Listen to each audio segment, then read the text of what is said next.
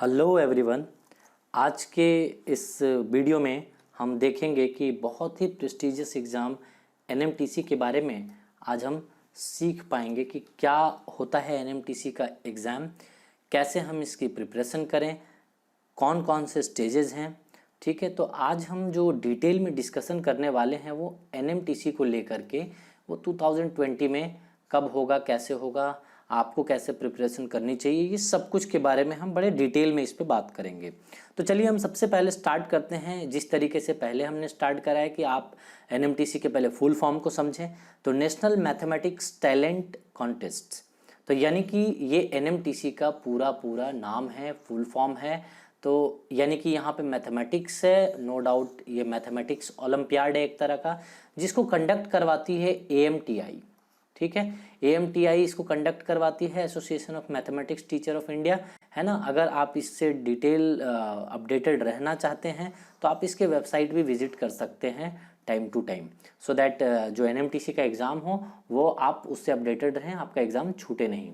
तो चलिए हम इसके ऑब्जेक्टिव की बात करते हैं, आखिर इसकी ऑब्जेक्टिव क्या है। तो सबसे पहली बात है कि जिस भी बच्चे में ओरिजिनल क्रिएटिविटी थिंकिंग जो होती है ना, क्रिएटिव थिंकिंग जो होती है किसी बच्चे में, जिस मतलब नॉन रूटीन प्रॉब्लम, जैसे मान लीजिए कि वैसा प्रॉब्लम जो आपने पहले कभी नहीं देखा हो, कॉन्सेप्ट तो वही रहेंगे लेकिन प्रॉब्लम इस तरीके से वो बनाएंगे, कुछ ऐसा दो तीन कॉन्सेप्ट का मिक्सचर करेंगे उसमें कि आप समझिए कि जो नए क्रिएटिव माइंड के होंगे वही बच्चे इसको क्रैक कर पाएंगे। तो वो वैसे बच्चे को यहाँ पे इनकरेज करते हैं, वो ढूंढते हैं उस बच्चे को जिसकी क्रिएटिव थिंकिंग है ओरिजिनल, है ना। तो उस तरीके के बच्चे को ये ढूंढते हैं क्योंकि वहाँ जो प्रॉब्लम होगा वो नॉन रूटीन और अनफैमिलियर होगा, पहले आपने इस तरीके के क्वेश्चन नहीं देखे होंगे और बहुत ही मतलब मज़ेदार क्वेश्चन होते हैं। जो मैथमेटिक्स लवर हैं उसको जरूर देना चाहिए एनएमटीसी का एग्ज़ाम। नेक्स्ट हम बात करते हैं कि एनएमटीसी में कितने कैटेगरी में इसको बांटा गया है, कौन कौन सा सेक्शन है, इसको हम देखते हैं पहले।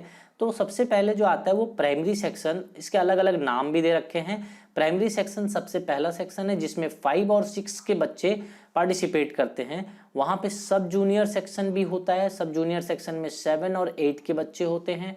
जूनियर सेक्शन में जो बच्चे होते हैं वो 9th एंड 10th के बच्चे होते हैं, वेर एज इंटर में यानी कि यहाँ पे 11th एंड 12th इंटरमीडिएट में। एंड नेक्स्ट सीनियर की अगर हम बात करें तो यहाँ पे degree classes in arts, science, technical colleges, ये सब के बच्चे यहाँ पे पार्टिसिपेट करते हैं। तो कुछ इस तरीके से ग्रुपिंग किया गया है और इसी ग्रुपिंग के अकॉर्डिंग सबके पेपर उसी के अकॉर्डिंग आता है। तो यहाँ पे हम आगे चल करके इसको देखते हैं। तो ये तो कैटेगरी हो गया कि सभी के अलग अलग नाम यहाँ पे दे रखे हैं, सभी ग्रुप को एक नेमिंग से यहाँ पे दे रखा है। तो क्वेश्चन पेपर में भी ये चीज़ रहेगा, प्राइमरी सेक्शन के साथ में ये मेंशन भी रहेगा आपके जो भी नेमिंग है यहाँ पे। ठीक है, तो ये था इसका कैटेगरी जो कि आपने देखा। अब लैंग्वेज की बात करें तो कौन कौन लैंग्वेज में ये कंडक्ट करवाता है एनएमटीसी पेपर को, तो देखिए आप कि हिंदी में भी दे सकते हैं। जूनियर सेक्शन के लिए सारे लैंग्वेज ऑलमोस्ट रहते हैं, बट सीनियर सेक्शन के लिए सिर्फ और सिर्फ इंग्लिश ही रहता है। तो यहाँ पे हम बात करते हैं कि जूनियर सेक्शन में यहाँ पे हिंदी, इंग्लिश, गुजराती, मलयालम, कन्नड़, मराठी, तमिल, ये सब लैंग्वेज में आपको ये पेपर मिल जाता है ना। तो ये पर्टिकुलर जैसे मलयालम है तो मलयालम वाले एरिया में आपको बच्चे वहाँ पे भरेंगे तो उधर ही मिल पाएगा ये वाला। ठीक है, आप चाहोगे कि यहाँ पे नॉर्थ साइड में रह कर के आप चाहोगे कि मलयालम वाले लैंग्वेज में, तो थोड़ा सा मुश्किल हो जाएगा, नहीं मिलेगा, तो आपको हिंदी इंग्लिश चूज़ करना पड़ेगा। ठीक है, तो इस तरीके से रीजन वाइज थोड़ा सा वेरी कर जाता है, तो आप हिंदी इंग्लिश में ज़्यादा प्रीफर करें। और जो वहाँ पे लोकल है जैसे गुजरात के लोग हैं तो गुजराती भर सकते हैं हिंदी इंग्लिश के अलावा, तो उनको मिल जाएगा पेपर। ठीक है, और सीनियर लेवल वाले को सिर्फ और सिर्फ इंग्लिश में ही देना पड़ेगा, उनका पेपर सिर्फ इंग्लिश में आता है, उसके अलावा उनको कोई दूसरा ऑप्शन नहीं मिलेगा। एग्जामिनेशन पैटर्न के बारे में समझते हैं, मोस्ट इंपॉर्टेंट चीज़ होता है एग्जामिनेशन पैटर्न, इसको हम समझते हैं अच्छे तरीके से। ठीक है, तो 2 सेक्शन में इसको डिवाइड करते हैं, एक तो प्रिलिमिनरी टेस्ट होता है और एक फाइनल टेस्ट होता है। ठीक है, 2 तरीके के टेस्ट यहाँ पे होते हैं। तो हम जो प्रिलिमिनरी टेस्ट होते हैं इसका जो लेवल होता है ना, एक मैं आगे चल करके एक और एग्जाम डिस्कशन करूंगा, वो भी बहुत ही प्रेस्टिजियस एग्जाम है, तो आप देखेंगे कि प्री आरएमओ और आरएमओ के बारे में मैं आगे चल करके उसके वीडियो बनाऊंगा। लेकिन आप जान जाइए कि प्री आरएमओ का जो लेवल होता है ना, वही लेवल एनएमटीसी का फर्स्ट प्रिलिमिनरी का टेस्ट का होता है। तो आप ये मान के चल सकते हैं। इसमें जो क्वेश्चन होते हैं वो सब्जेक्टिव यानी कि फिल इन द ब्लैंक्स आता है ना, fill in the blanks and objective type question, यानी कि दोनों टाइप के क्वेश्चन होते हैं 50-50%। 50% हो जाएगा ऑब्जेक्टिव टाइप के क्वेश्चंस, 50% हो जाएंगे fill in the blanks type के क्वेश्चन। तो इस तरीके से क्वेश्चन रहता है। अब क्या होता है कि कोई भी इंस्टीट्यूशन मान लीजिए कि ये एग्जाम कंडक्ट करवा रही है अपने इंस्टीट्यूट में, तो वो 10% जो टॉप स्कोरर होंगे ना, जो भी आपने मान लीजिए कि 100 बच्चे ने एग्जाम दिया है और 100 बच्चे का 10% निकाल लें तो 10 बच्चा आएगा। अब ये 10 बच्चा जो है वो भेजा जाएगा वहाँ पे आगे, मतलब ये फर्दर ये लिस्ट भेजते हैं, इंस्टीट्यूशन वाले लिस्ट भेजते हैं। लेकिन सबसे बड़ा प्रॉब्लम है एनएमटीसी का जो वैल्यू है धीरे धीरे घटता चला जा रहा है। उसका रीजन सबसे बड़ा यहाँ पे निकल के आया है कि जो इंस्टीट्यूशन जो 10 बच्चे जैसे मान लीजिए कि भेज रहे हैं, तो ये इन पे डिपेंड कर जाता है पूरी तरीके से। तो ये जो ट्रांसपेरेंसी नहीं होती है यहाँ पे कि वो जो 10 बच्चे भेज रहे हैं वो एक्चुअल में वो टॉप स्कोरर हैं 10%, ऐसा ये जरूरी नहीं है। वो थोड़ा पार्शियलिटी भी, ट्रांसपेरेंसी यहाँ रहती नहीं है। तो वो ऑनर पे डिपेंड करता है इंस्टीट्यूशन के कि वो भेज देते हैं कुछ भी लिस्ट, ठीक है, जिसके कारण वहाँ पे बच्चे अच्छे तरीके से पहुँच नहीं पाते हैं। तो एनएमटीसी की थोड़ी सी वहाँ पे दिक्कत आ रही है, क्योंकि एनएमटीसी का पहले वैल्यू बहुत ज़्यादा था। आप आरएमओ के स्टेजेस को इसी के थ्रू आप पहले चले जाते थे, बट अब इसको क्लोज कर दिया गया है। अब सिर्फ एनएमटीसी का एग्जाम सेपरेट होता है। तो प्रिलिमिनरी टेस्ट जो होता है वो 2 घंटे का टेस्ट होता है। यहाँ पे आप देख सकते हैं कि जूनियर सेक्शन में, यानी कि प्राइमरी सेक्शन की बात करें तो टोटल 20 क्वेश्चंस होते हैं, और 20 क्वेश्चन होंगे तो 20 में से 50-50% डिवाइड करना है अपने को। तो 50% क्या आएगा, ऑब्जेक्टिव क्वेश्चन आएगा, 50% क्या आएगा, फिल इन द ब्लैंक्स आएगा। तो ये देख सकते हैं कि प्राइमरी सेक्शन में सिर्फ और सिर्फ 20 क्वेश्चन होते हैं, और 10 ऑब्जेक्टिव एंड 10 सब्जेक्टिव यानी कि फिल इन द ब्लैंक्स। यहाँ पे सब जूनियर सेक्शन, जूनियर सेक्शन और इंटर सेक्शन में 30 क्वेश्चन होते हैं। अगेन 30 क्वेश्चन को क्या करेंगे, 15 क्वेश्चन प्लस 15 क्वेश्चन में डिवाइड कर देंगे। तो ये जो 15 क्वेश्चन होगा वो क्या होगा, ऑब्जेक्टिव टाइप क्वेश्चन होगा, और ये 15 क्वेश्चन जो होगा वो क्या होगा, fill in the blanks type होगा।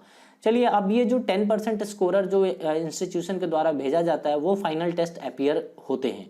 तो फाइनल टेस्ट में अपीयर होने के बाद ये क्या होता है कि यहाँ पे ऐसे टाइप के क्वेश्चंस आते हैं, यानी कि सब्जेक्टिव क्वेश्चन होता है यहाँ पे, और इसका लेवल आरएमओ होता है, यानी कि थोड़ा सा डिफिकल्ट लेवल हो जाता है। मैथमेटिक्स लवर के लिए थोड़ा सा यहाँ पे मेहनत करने की ज़्यादा जरूरत पड़ती है, क्योंकि इसका लेवल थोड़ा सा एडवांस है। आप ये मान के चल सकते हैं कि आईआईटी टाइप के क्वेश्चन यहाँ पे पूछना स्टार्ट कर देता है। आईआईटी और जेईई मेन के लेवल का आप समझ लीजिए कि जेईई मेन से थोड़ा सा अबव रहता है। जेईई मेन को भी मान सकते हैं कुछ क्वेश्चंस को, और आईआईटी लेवल तो प्योर ये टच कर जाता है जैसे जैसे इसकी लेवल बढ़ती है। तो आरएमओ आप ये मान के चल सकते हो कि आरएमओ का लेवल का क्वेश्चन आता है इसके फाइनल स्टेज में, किसके, एनएमटीसी के फाइनल स्टेज में।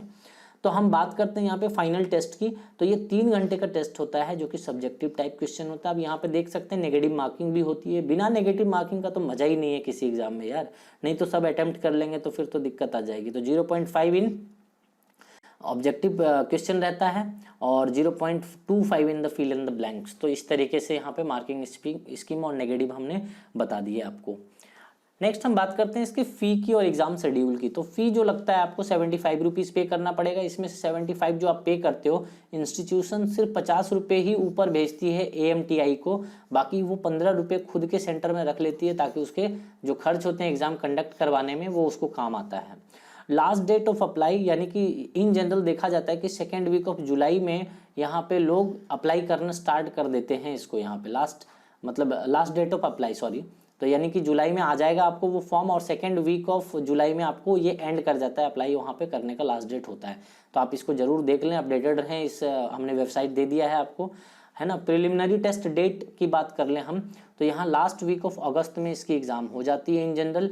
और हम फाइनल टेस्ट की बात करें तो first week Saturday of November में इसकी एग्ज़ाम हो जाती है। तो यहाँ पे इस तरीके से कुछ फ़ी एंड एग्ज़ाम डिटेल था। नेक्स्ट हम सिलेबस की बात कर लेते हैं, आइए। तो सिलेबस जो होता है वो number system, geometry, algebra, graph theory and combinatorics ये पूछे जाते हैं। तो इसका वेटेज मतलब ज़्यादा है, आप इसे डिटेल में पढ़िए इन सभी चैप्टर को, ठीक है। इसके अंदर भी बहुत सारे सब टॉपिक्स हैं, तो इसको आपको देखना पड़ेगा, है ना, डिटेल में इसको ये कीजिए। तो ये सिलेबस है, आपको अच्छे तरीके से आपको इसको प्रिपेयर करना चाहिए। नेक्स्ट हम बात करते हैं जो लास्ट में जो फाइनल टेस्ट में जो सिलेक्शन हो जाते हैं उनकी पोजीशन, क्योंकि हर इंस्टीट्यूशन से वहाँ पे 10-10 बच्चे भेजे गए हैं। अब उसमें से सभी कैटेगरी में जितने कैटेगरी आपको मैंने बताया है कि प्राइमरी, जूनियर, सब जूनियर, इंटर, ये सब कुछ सारे कैटेगरी में यहाँ पे 3 तरीके के पोजीशन डिफाइन करते हैं ये लोग। फर्स्ट पोजीशन है ना, second position and third position.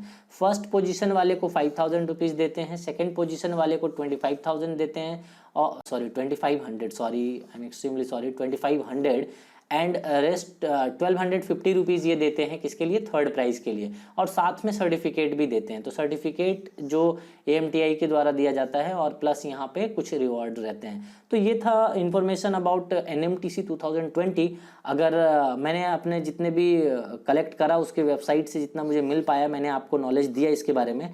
अगर आपको फिर भी लगता है कि कुछ रह गया हो तो आपका क्वेरी वेलकम है, तो आप अपने कमेंट बॉक्स में आप अपना कमेंट करें, मैं आपके कमेंट का रिप्लाई ज़रूर करूँगा।